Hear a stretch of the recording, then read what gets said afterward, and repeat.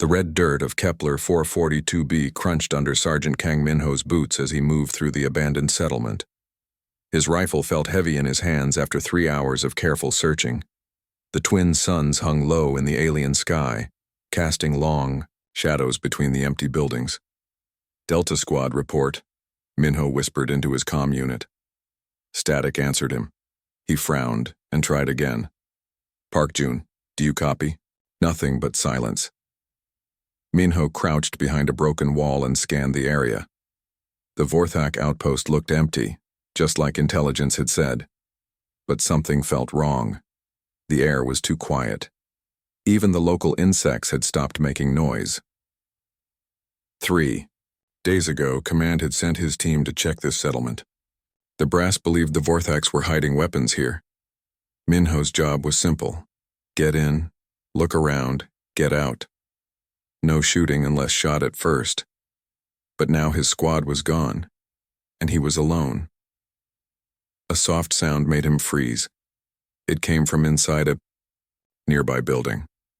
Minho moved closer, keeping his rifle ready.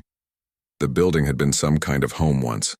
Now half the roof was missing, and alien plants grew through cracks in the walls. The sound came again. It was not a weapon charging or boots on stone.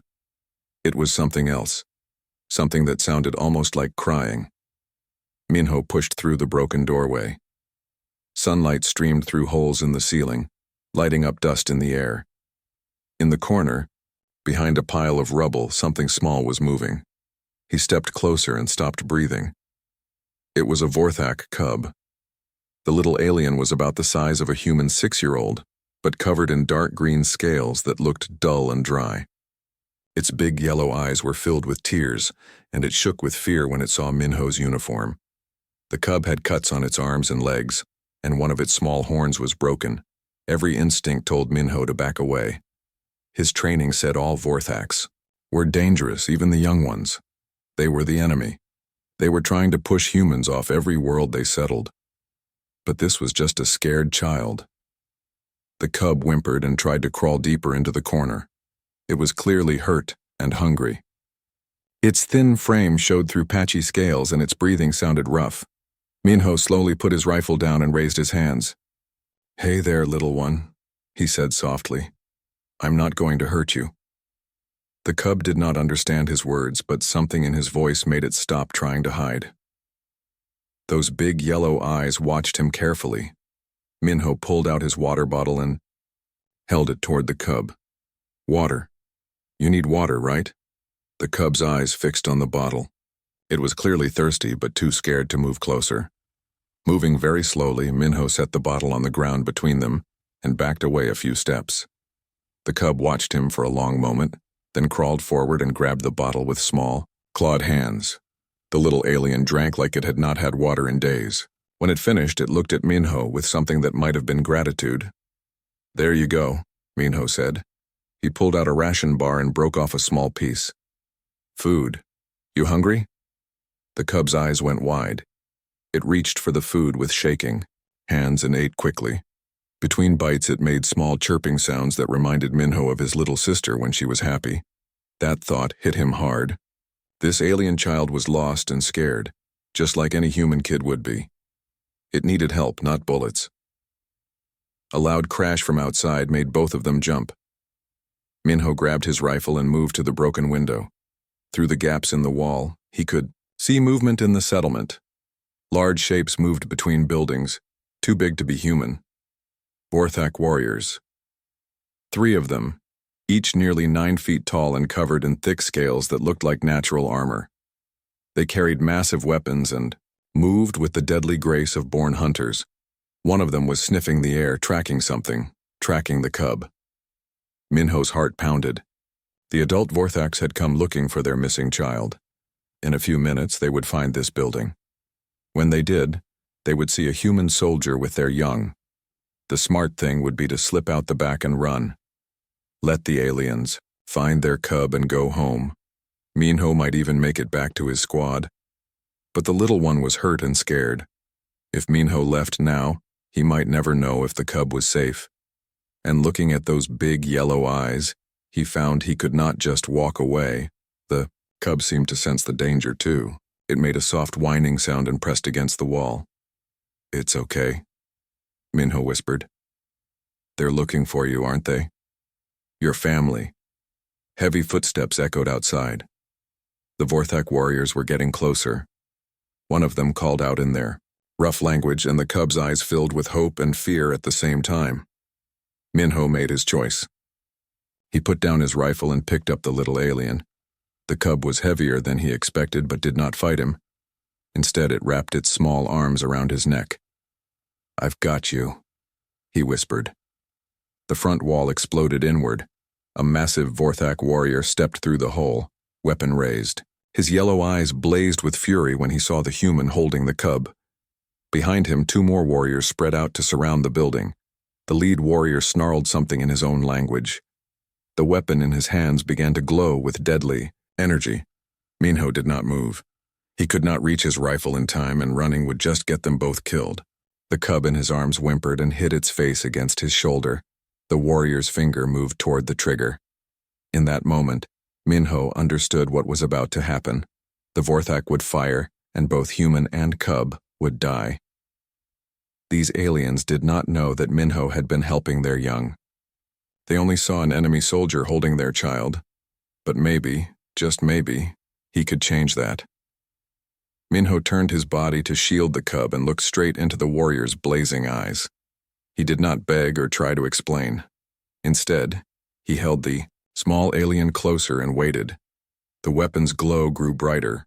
The warrior's finger tightened on the trigger, and in the last second before the plasma bolt fired, Minho threw himself forward, covering the cub completely with his own body.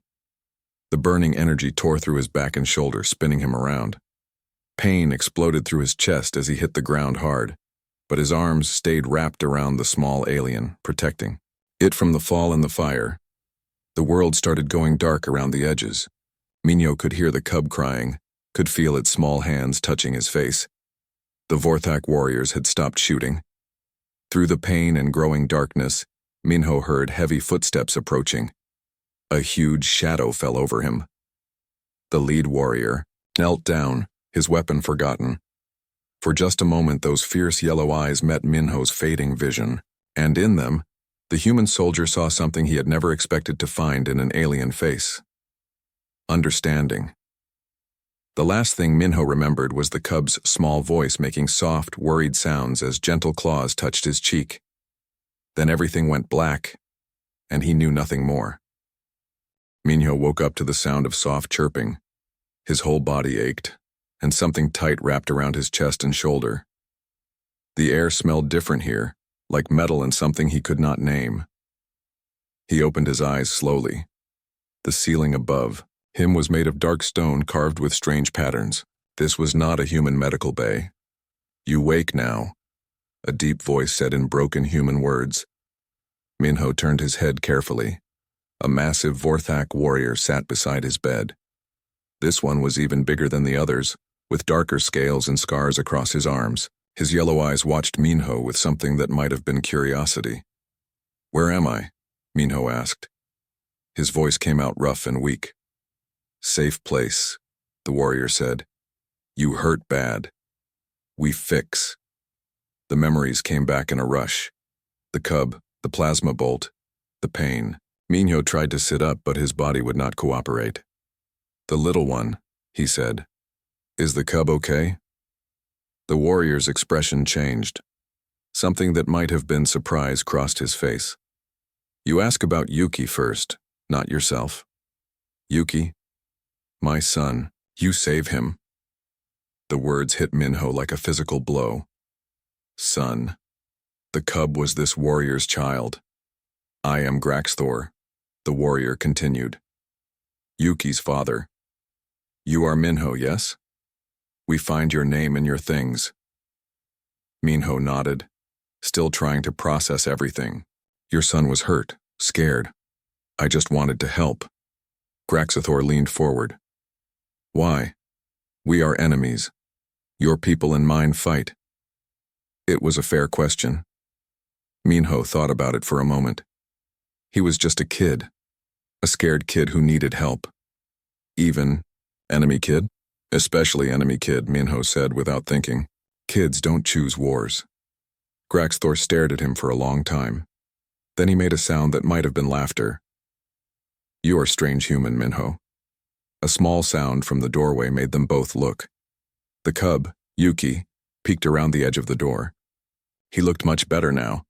His scales were bright and clean and his wounds had been treated, but his big yellow eyes were fixed on Minho with worry. Yuki want to see you, Graxthor said. He worry much. The little alien crept into the room carrying something in his hands. As he got closer, Minho could see it was a bowl of something that smelled like soup.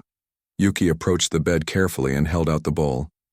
He said something in his own language, then tried again in human words. Food. For Minho. The way he said the name made Minho's chest feel tight. There was so much hope in that small voice. Thank you, Yuki, Minho said, taking the bowl. The soup was warm and tasted better than he expected. While he ate, Yuki sat on the floor beside the bed and watched him. Every few minutes the cub would say something in his language and Graxthor would translate. He says you have kind eyes, Graxthor explained. He says you smell like safety. Smell like safety? Vorthak Young knows safe smell from danger smell. Is survival thing. Minho looked down at Yuki, who was now playing with a small toy that looked like a tiny spaceship. How did he get lost? Graxthor's expression grew dark. Raiders. Not Vorthak, not human. They attack our settlement, take things. Yuki hide when they come, but get separated from family. We search for days. I'm sorry, Minho said. That must have been terrifying for him. For me, too, Graxthor admitted. Yuki is all I have left. His mother died when he was very small. The words hung in the air between them. Minho thought about his own family back on Earth, how his parents would feel if he went missing, how his little sister would cry. You understand, Graxthor said, watching Minho's face. You have family, too. A sister. She's about Yuki's age. Then you know. You know why I would kill anything that hurt my son. But you didn't kill me. Graxthor was quiet for a moment. You take bullet for Yuki. You choose his life over yours. This is not enemy action. Over the next few days, Minho learned more about where he was. The Vorthak settlement was built into a mountainside, with tunnels and chambers carved from living rock. It was beautiful in its own way, all flowing curves and natural light. More importantly, he learned about Yuki. The cub was curious about everything. He would sit by Minho's bed and point to things, asking for the human words. Book, water, light, bed. Each new word made him chirp with excitement. Minho teacher, Yuki would say proudly to anyone who would listen. In return, Yuki taught Minho some Vorthak words. Hello was Grex, thank you was Veltar, and family was Kethmore. Minho, is Kethmore now? Yuki announced one day, looking very serious. Graxthor's eyes went wide. Yuki, you cannot just. What does that mean? Minho asked. In our culture, Graxthor explained carefully, the one who saves a cub's life becomes bound to that cub, like family. But this is very unusual situation. Minho is Kethmore, Yuki repeated firmly. He saved Yuki. Now he family. Minho felt something warm spread through his chest. He looked at the small alien who had somehow claimed him as family and found he did not mind the idea at all. If that's what Yuki wants, he said. Graxthor looked surprised. You accept this bond?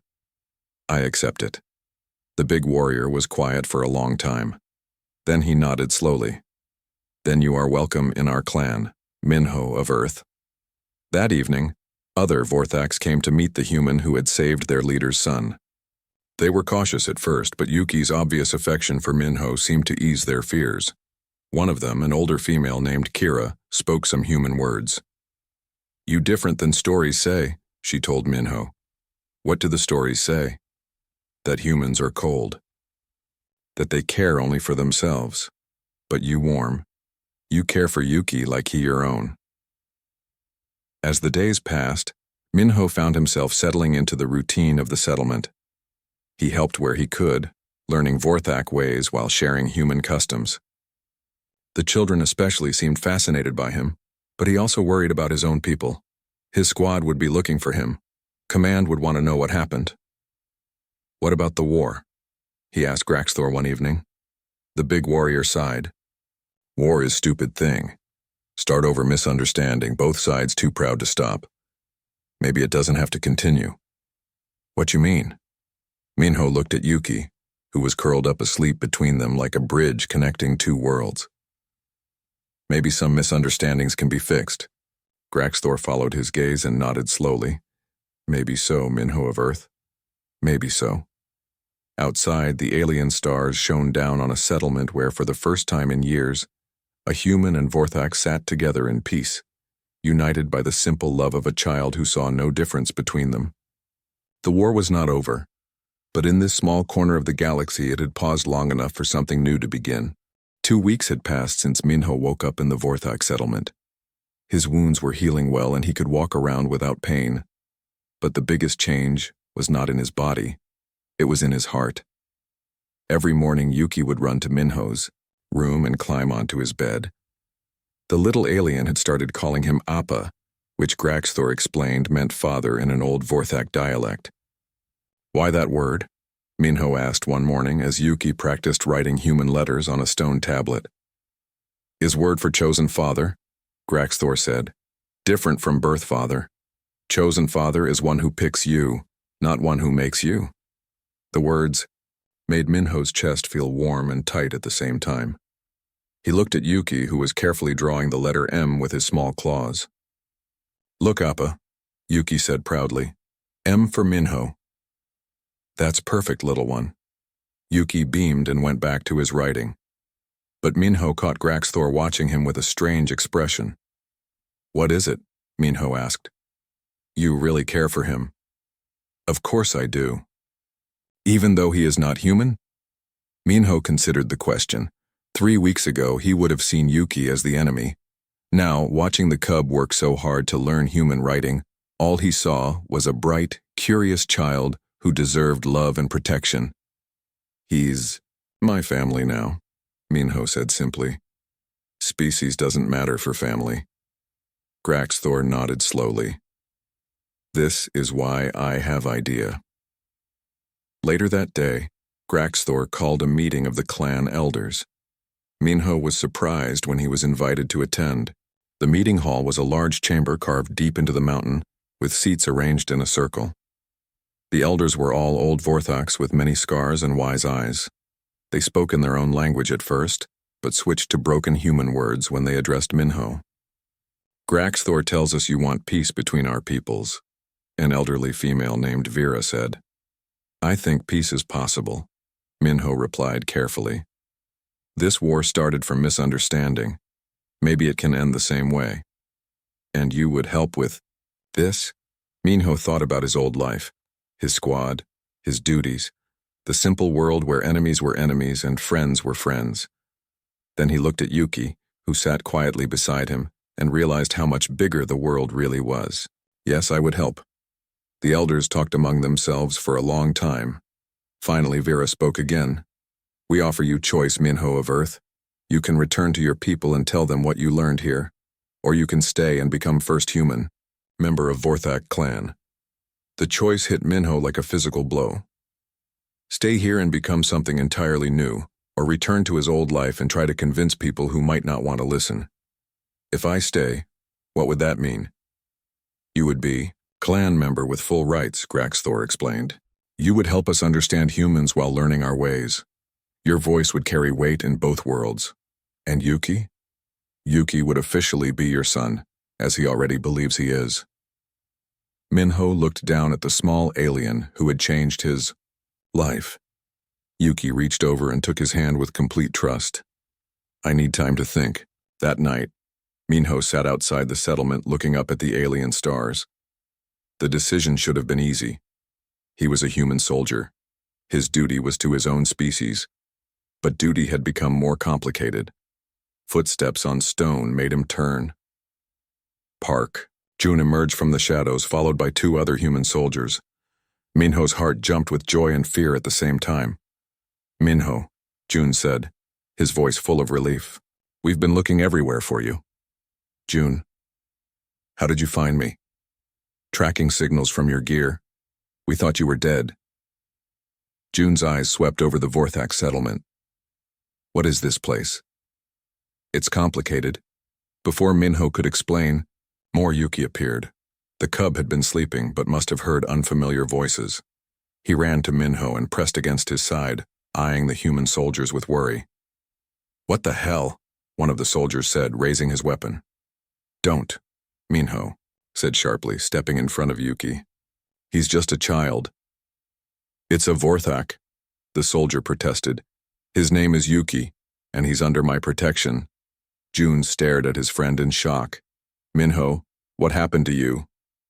Over the next hour, Minho explained everything. The ambush, finding Yuki being shot, and the weeks that followed. June listened without interrupting, but his expression grew more concerned with each detail. You've been living with the enemy, June said finally. I've been living with people who were enemies, Minho corrected. There's a difference. Command thinks you're dead or captured. They're planning a major assault on this region. The words sent ice through Minho's veins. When? 3 days. Full orbital bombardment followed by ground troops. Minho looked back at the settlement where families were sleeping peacefully, where children like Yuki dreamed innocent dreams, where people had shown him kindness when they could have shown him death. I can't let that happen. You can't stop it either. Come with us now, and we can report that you're alive. Maybe that will be enough to delay the attack. And if it's not? June had no answer for that. Graxthor appeared at the edge of the conversation, moving silently despite his size. Human soldiers, he said calmly. You come for Minho. We come for our friend, June replied, his hand near his weapon. Minho is friend to us too now. The tension in the air was thick enough to cut. Minho realized he was standing at a crossroads, not just for himself but for both species. I'll go with them, Minho said finally. But I'm coming back. Minho, you can't. I'll go to command and tell them what I've learned here. About the people, about the children, about the possibility for peace. Maybe I can convince them to try talking instead of shooting. Yuki pulled on Minho's shirt. Appa not leave Yuki. The words broke Minho's heart. He knelt down and took the small alien's hands in his own. I have to go talk to my people, little one, but I promise I'll come back. Promise? I promise. Yuki seemed to accept this, though his big eyes were full of sadness. As they prepared to leave, Graxthor pulled Minho aside. If your people will not listen, then I'll find another way. And if they try to stop you from returning. Minho looked back at Yuki, who was being comforted by other clan members. The cub kept looking toward Minho with hope and trust that cut straight through to his soul. Then they'll learn that some bonds are stronger than orders. The journey back to human territory took 2 days. With each step, Minho felt the weight of 2 worlds pressing down on him. Behind him was everything he had learned about compassion and family. Ahead was everything he had once believed about duty and loyalty. But as they crested the last hill and saw the human base spread out below them, Minho realized something important. The two didn't have to be in conflict. Sometimes the greatest duty was to expand the definition of family. Sometimes the highest loyalty was to peace itself. And sometimes a soldier's most important battle was not against an enemy, but for understanding. Yuki was counting on him. Both species were counting on him. It was time to find out if one human could change the course of a war. The meeting with command did not go well.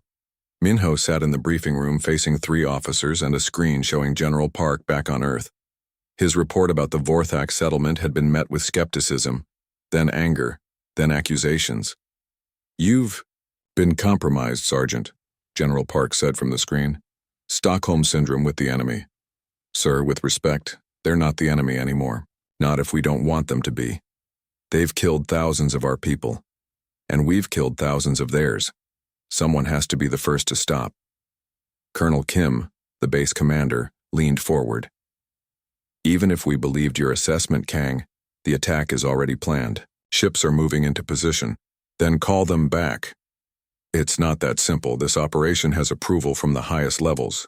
Minho felt his heart sinking. Sir, there are children in that settlement. Families. People who just want to live in peace. That's war, Sergeant. The words hung in the air like a death sentence.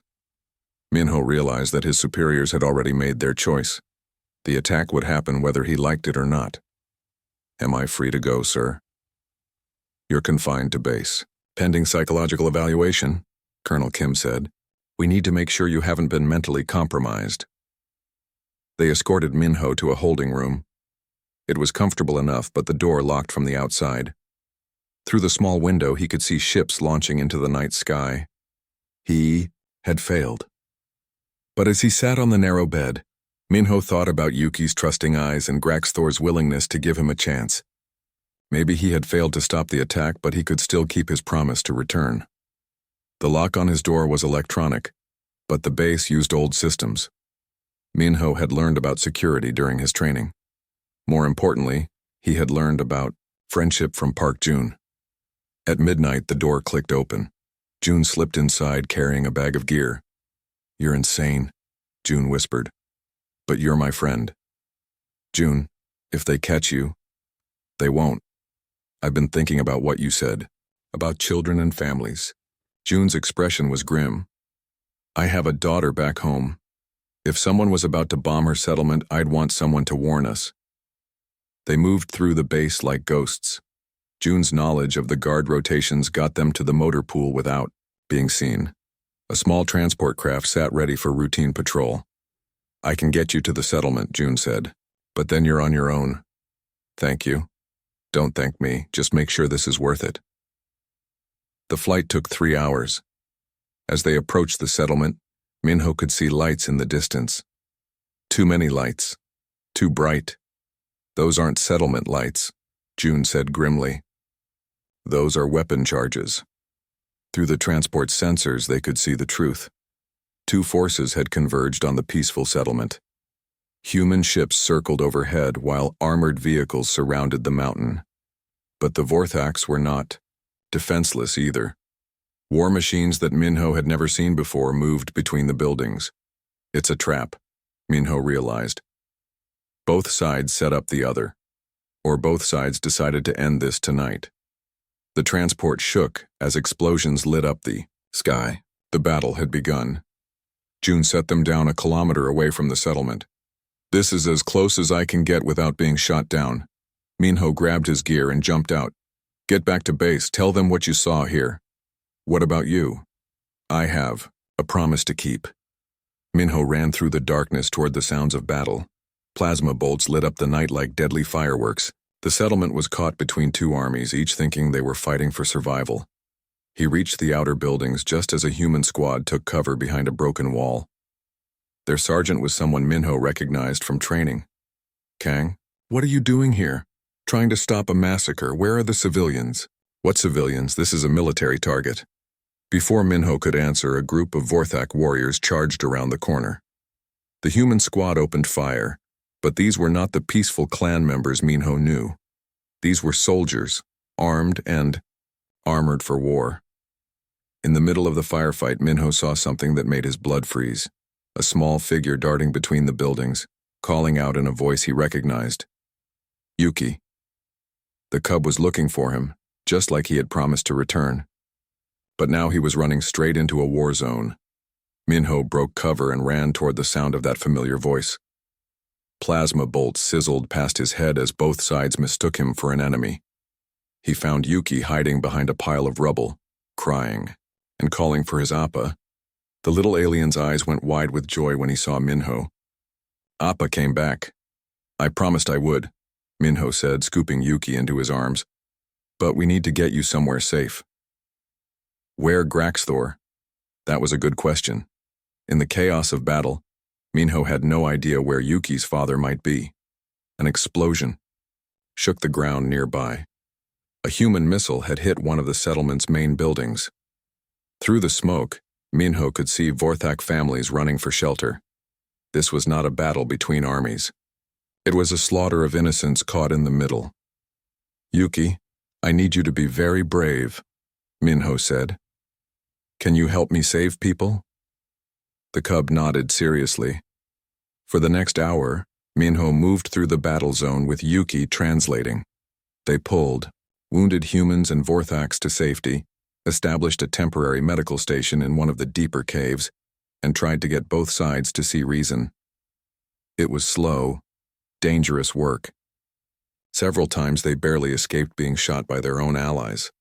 But gradually word spread through both armies that the human sergeant and the Vorthak cub were trying to help everyone. Some soldiers from both sides began to lay down their weapons. The turning point came when they found Graxthor trapped under debris from a collapsed building. The big warrior was badly hurt, his breathing shallow and labored. "Graxthor!" Yuki cried, trying to move the heavy stones. Minho called for help in both languages. Human and Vorthak soldiers worked together to free the clan leader. As they carried him to the medical station, Graxthor grabbed Minho's arm. "You came back," he said weakly. "I gave my word. The attack. Both sides planned this. I know. We're trying to stop it. Too late for that. But maybe not too late for something else." In the medical cave, Dr. Lee Hanna worked frantically to save lives. She was the human medic who had been captured days earlier, but now she moved between human and Vorthak wounded without distinction. "The big one needs surgery," she told Minho, "but I don't know enough about their biology." Kira, the elderly Vorthak female, stepped forward. "I know healing. We work together." For the next several hours, human and Vorthak medical knowledge combined to save Graxthor's life. Yuki sat beside his father's bed, holding both Graxthor's claw and Minho's hand. Outside, the battle was winding down. Both sides had taken heavy losses, but the sight of their leaders being saved by cooperation had taken the fight out of many soldiers. As dawn broke over the scarred settlement, representatives from both armies met in the medical cave. The negotiation was tense and difficult, but the shared experience of working together to save lives had changed something fundamental. "This was supposed to end the war," Colonel Kim said over the radio. "Maybe it has," Minho replied, looking around at humans and Vorthaks tending each other's wounds. "Just not the way anyone expected." Graxthor opened his eyes to find his son curled up between Minho and himself. The big warrior smiled weakly. "Family," he said in human words. "Family," Minho agreed. Outside, the guns had fallen silent. It was not peace yet, but it was no longer war. And sometimes that was how the most important changes began. Not with grand declarations or treaties, but with small acts of courage in the darkness. With chosen family standing together when the world tried to tear them apart. With a promise kept, no matter the cost. 6 months after the battle that almost destroyed everything, Minho stood in a place that would have been impossible to imagine before. The new Kepler research station was built where the old settlement had been damaged, but now it housed both humans and Vorthaks working together. The conference room was full of representatives from both species. They were here to sign something that many people had said could never happen. A real peace treaty. Yuki sat in a small chair beside Minho, wearing a tiny translator device that let him speak both languages perfectly. The cub had grown in the past months, his scales brighter and his horns a little longer, but his eyes still held the same trust and joy that had changed everything. "Are you ready, Appa?" Yuki asked in human words. "I'm ready, little one." General Park appeared on the main screen, along with the Vorthak High Council. The negotiation had taken months, with setbacks and arguments and moments when everything almost fell apart. But here they were. The Kepler Accords, General Park announced, represent the first formal peace treaty between humanity and the Vorthak Empire. Graxthor, now recovered from his injuries and serving as the Vorthak ambassador, stepped forward. "These accords are possible because some people chose to see past fear to hope." The signing ceremony was simple but meaningful. Each side promised to respect the other's territory, to work together on shared problems, and to never again let misunderstanding lead to war.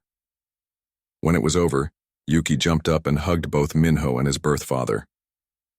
No more fighting. No. More fighting, Minho agreed. Later that day, Minho walked through the research station with Dr. Kim Sora, who now headed the Joint Human Vorthak Science Program. The facility was amazing, with laboratories where both species worked side by side to solve problems that neither could handle alone. The medical research alone has been incredible, Dr. Kim explained. Combining human and Vorthak knowledge has led to breakthroughs we never imagined. They passed a classroom where human and Vorthak children learned together. Yuki was in there, helping a human girl named Sarah with her Vorthak vocabulary while she taught him to tie shoelaces. He's remarkable, Dr. Kim said, watching Yuki. The other children look up to him. He doesn't see differences the way adults do, Minho replied. To him, everyone is just people who might become friends. Is that why you stayed? It was a question Minho had asked himself many times. He could have returned to Earth after the peace treaty was signed. His military service was complete, and he could have had any assignment he wanted. But when he thought about leaving, he pictured Yuki's face and knew he could not go. I stayed because this is my family now, he said simply. That evening, there was a celebration in the main hall. Human music mixed with Vorthak singing in a way that somehow worked perfectly. Children from both species played games together while their parents watched with the cautious hope of people learning to trust. Park Jun, who now commanded the Joint Security Force, found Minho by the food tables. Any regrets? Jun asked. About what? Giving up your old life for this? Minho looked around the hall. He saw Dr. Lee Hanna teaching a group of young Vorthaks how to play a human card game. He saw Graxthor deep in conversation with Colonel Kim about trade agreements. He saw Yuki racing around with a mixed group of children, all of them laughing in the universal language of joy.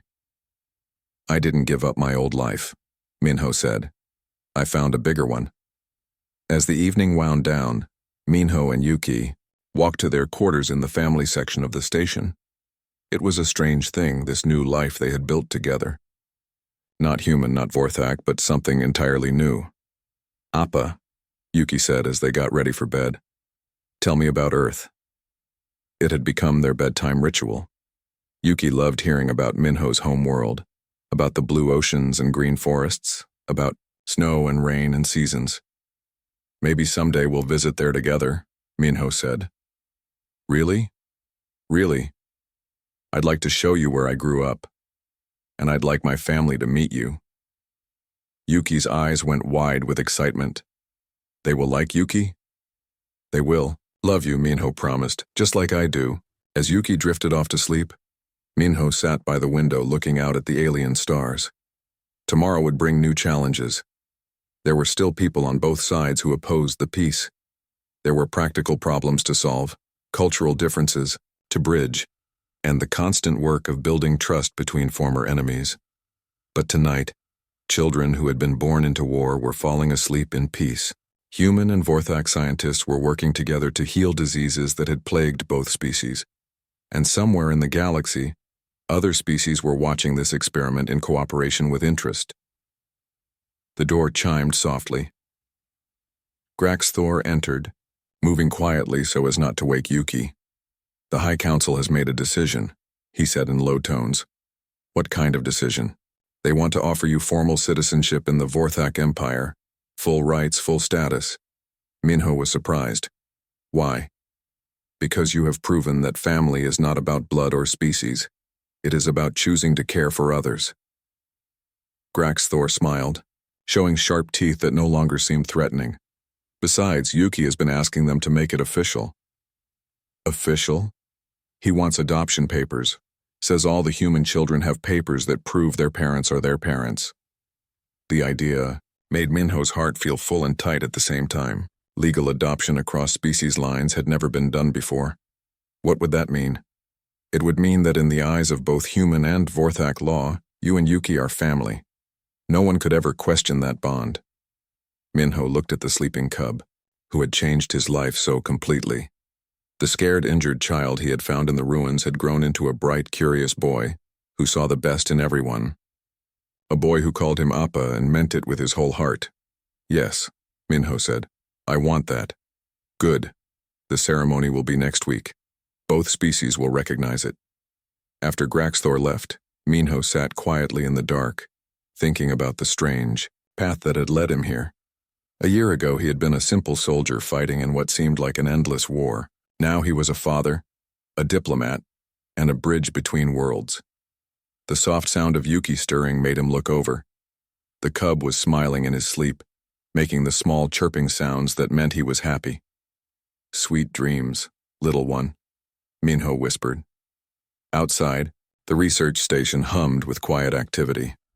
Night shift workers from both species kept the lights on and the air clean. Security patrols walked routes that were no longer about watching for enemies, but about protecting the peace they had all worked so hard to build. In the morning, there would be more meetings, more problems to solve, more small steps toward a future where humans and Vorthax could live as neighbors instead of enemies. But tonight, a human father tucked his alien son into bed and knew that some changes were worth any price. The war was over. The family had just begun, and in a galaxy full of different species and strange worlds, the most amazing discovery of all turned out to be the simplest: that love really could conquer fear, that understanding could defeat hatred, and that family was not about who you were born to, but about who chose to stand beside you when everything else fell apart. Minho settled into his own bed, listening to the steady breathing of his sleeping son. Tomorrow would bring new adventures, new challenges, and new opportunities to prove that peace was possible. For now, though, it was enough to know that somewhere in the vast cosmos, one human and one alien had found each other across the darkness of war and chosen to become family, and that choice had changed everything. The stars outside continued their ancient dance, but the light they cast now fell on a world where children of different species played together, where former enemies worked side by side, and where the word family had grown to encompass something larger and more beautiful than anyone had ever dared to dream. In his dreams that night, Minho saw Yuki as a grown Vorthak, tall and strong like his birth father, but carrying the lessons of compassion and understanding that they had learned together. He saw human and Vorthak colonies spreading across the galaxy, not as conquerors but as partners. He saw a future where the choice he had made in that ruined building, taking a bullet for a scared alien child, had rippled outward to touch countless lives. And in that future, when young beings of any species asked how peace was possible between such different peoples, the answer would always be the same. It started with one person choosing love over fear. It started with a promise kept. It started with family, the end.